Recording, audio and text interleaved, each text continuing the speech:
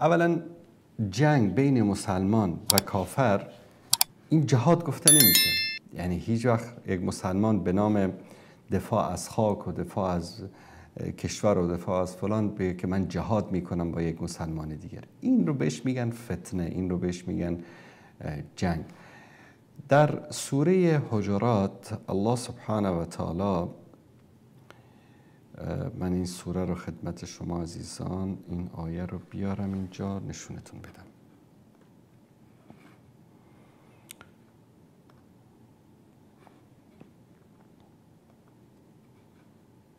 بعد از اینکه یک سری مسائل اخلاقی رو بیان میکنه که سبب بروز فتنه و جنگ و اختلاف بین مسلمان ها میشه، دوستان اگر این صفحه رو نشون بدن، سوره حجرات است. من بهش میگم سوره اخلاق و اتفاقا کتابی هم در این مورد نوشتم که عزیزان اگر بتونن در یوتیوب بگذارن در کامنت،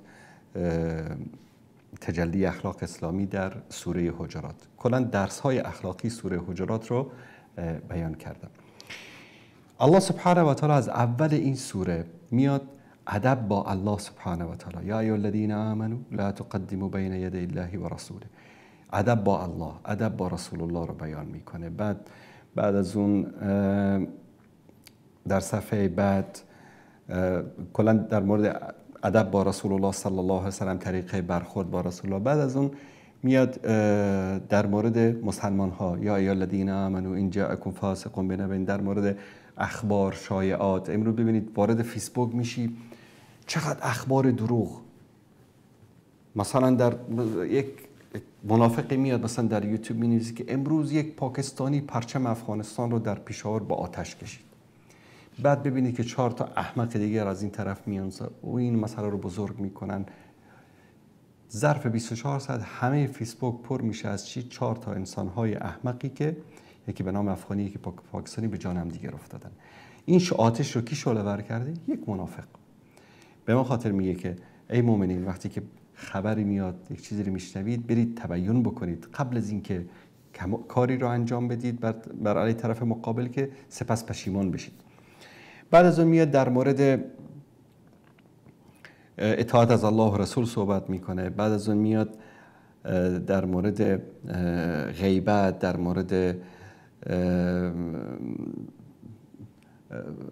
رفتار اجتماعی مسلمان ها. بعد میگه و این طائفتان من المؤمنین اقتتلوا، اگر 2 گروه از مؤمنان با هم جنگیدن، فاصلحوا بینهما، بینشون صلح بیارید. من در شروع برنامه گفتم یعنی عقلا، انسان‌های حکیم در 2 طرف، چه در افغانستان چه در پاکستان، بیان این آتش فتنه رو خاموش بکنن. چون اگر جنگی صورت بگیره بین پاکستان و بین افغانستان، هر 2 ملت متضرر میشن، هر 2 طرف ضرر میبینن و ملت بیچاره پاکستان و ملت بیچاره افغانستان ضرر میبینن. فاصلحوا بینهما، وظیفه مسلمان شده که بینشون صلح بیارن، نه اینکه منم برم آتش این جنگ رو شعله ورتر بکنم. فان بغت احداهما علی الاخرى، لکن این گروهی به طور مثال پاکستانی گفتن نه ما صلح نمی‌کنیم، ما میزنیم. فان بغت احداهما علی الاخرى، اگر این گروهی بغاوت کرد، متجاوز بود، تجاوز کرد، وظیفه بقیه مسلمان ها چی است؟ فقاتلوا التي تبغي، شما باید با اون گروهی که مظلوم قرار گرفته در کنار او بایستید و با اون کسی که بغاوت کرده، ظلم کرده، تجاوز کرده، با او بجنگید تا وقتی که آدم بشه. حتی تفیء الی امر الله، تا اینکه گردن بنهد به امر الله سبحانه و تعالی. فان فاءت فاصلحوا بینهما، اگر که جنگ متوقف شد، هر 2 طرف قبول کردن، بینشون چیکار بکنید؟ فاصلحوا بینهما، بینشون صلح بیارید، بالعدل، عدالت بکنید. نه اینکه مثلا پاکستان تجاوز کرده باشه شما بیایید افغانستان رو ملامت بکنید. من دیروز دیدم یک کلیپ، یک از سران پشتونهای پاکستان داشت بر علیه افغانستان صحبت میکرد. بابا من نمیخوام این اصطلاح رو بگم، یعنی اینقدر اینها بیشورن که تو هواپیمای جنگنده نظامی پاکستانی بلند میشه، میره در پایتخت افغانستان نقاطی رو بمباران میکنه، برمیگرده و وقتی که پاسخ داده میشه، آره تو بگو چرا افغانستان مثلا پاسخ داده؟ متجاوز بوده، تجاوز کرده. همه کشورهای اسلامی امروز باید در کنار کشوری که مورد تجاوز قرار گرفته بایستند و کشوری که تجاوز کرده رو سر میز مذاکره و صلح بیارن، مجبورش بکنن. صلح بیارید بین اونها بشی بالعدل، با عدالت، و اقسطوا، و صلح رو برقرار بکنید با عدالت، با مساوات. ان الله یحب المقسطین، و الله انسانهای عادل، عدالت پیشه رو دوست دارد. چرا نباید دو مسلمان با هم بجنگن؟ آیه بعدی جواب میده انما المؤمنون اخوه، مؤمنین برادران هم دیگر هستن. فاصلحوا بین اخویکم، بین برادرانتون صلح و آرامش برقرار کنید. واتقوا الله لعلکم ترحمون، تقوای الهی پیشه کنید تا مورد رحمت قرار بگیرید. بعد از اون یک سری مواردی رو بیان میکنه که سبب ایجاد فتنه و جنگ و آشوب میشه. به طور مثال پشتون رو ببینید، ده تاجیکان تو بگوره، ده هزارگان تو بگوره، ده ازبکان تو بگوره، یا با اون تاجیک این پشتونا رو ببین، قوم نمیدونم فلان رو ببین، یا اون پاکستانی به افغانی تنه میزنه، یا ایرانی ها مثلا افغانی آشغال رو نگاه کن، یا افغانی ایرانی فلان شده رو نگاه کن. حتی بعضی کسایی که یعنی وضع زندگی و یعنی عقب ماندگیشون به اوج رسیده، ببینید به قوم دیگری تنه میزنه، خودشو برتر از اون میدونه. الله متعال، چون این یکی از اسباب این درگیری ها و این بدبختی ها چی است؟ همین تحقیر کردن قوم دیگری، مسخره کردن قوم دیگری، طعنه زدن، خود بزرگ بینی، برتر دانستن. آقا ما 5000 سال تاریخ داریم، 2500 سال تاریخ داریم، ما نمیدونم فلان داشتیم، ما این داشتیم، اون داشتیم.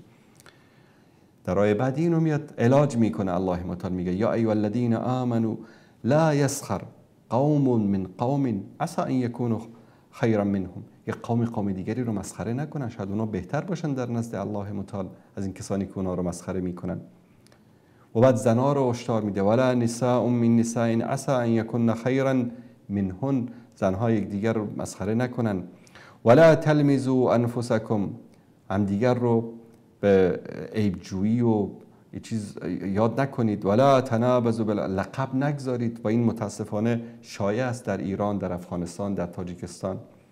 میگه مثلا محمود، میگه کدوم محمود؟ لنگ محمود، کور محمود، شل محمود. اسم میگذارن سر مردم، لقب میگذارن سر مردم، فلانی کچل، فلانی کوتاه، فلانی دراز، فلانی اینا لقب گذاشتن مخالف ایمان است. الله متعال میگه بئس اسم الفسوق بعد الایمان. چقدر بد است که نام فاسق به شما بگذارن بعد از اینکه اسم مؤمن رو یدک میکشیدید. و من لم یتب فاولئک هم الظالمون، و کسی که توبه نکند او از جمله ظالمان است. آیه بعدی در مورد گمان بد، یا ایها الذین آمنوا اجتنبوا کثیرا من الظن، گمان بد نکنید. بعد از اون میگه ولا تجسسوا، جاسوسی هم دیگر رو نکنید. ولا یغتب بعضکم بعضا، هم دیگر رو غیبت نکنید. همه اینها برای سلامت جامعه است. تهمت زدن، غیبت کردن، القاب زشت گذاشتن، همه اینها سبب مشکلات اجتماعی میشه در جامعه. امروز یک زنی میره مثلا در یک مهمانی یک حرفی میزنه در اونجا در مورد یک زن دیگه، زندگی اونو تباه میکنه. فردا کارش با شوهرش به طلاق میکشه از یک حرفی که یک زنی در یک مجلسی گفته.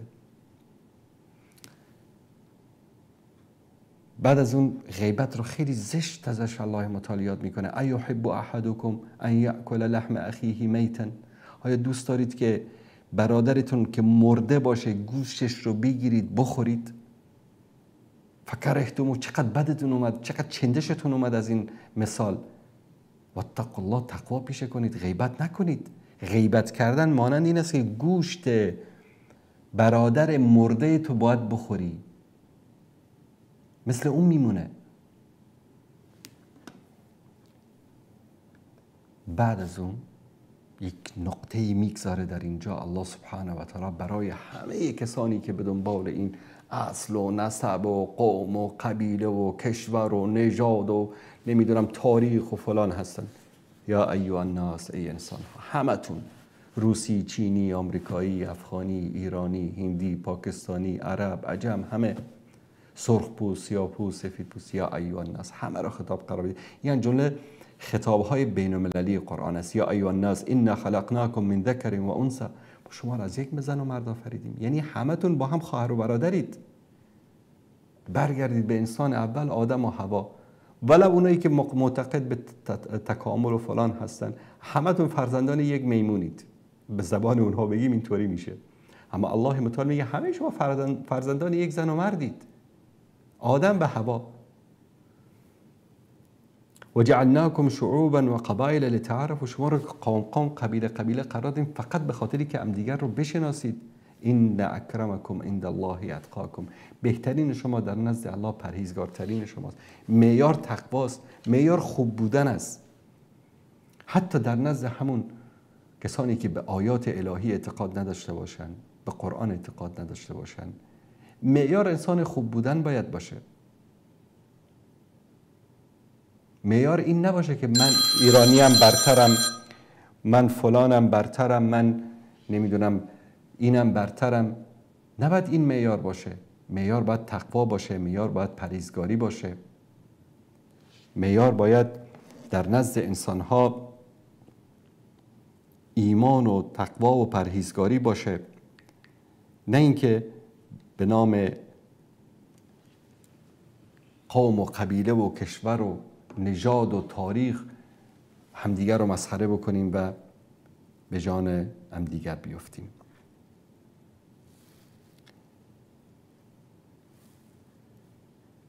و این دوستان اشاره میکنن که لینکش رو گذاشتن در یوتیوب. حتما این کتاب رو مطالعه بکنید، تجلی اخلاق اسلامی در سوره حجرات. در سایت کتابخانه عقیده هم هست، در سایت اسلام هاوس هم هست. کلا بحث اخلاقی سوره حجرات هست.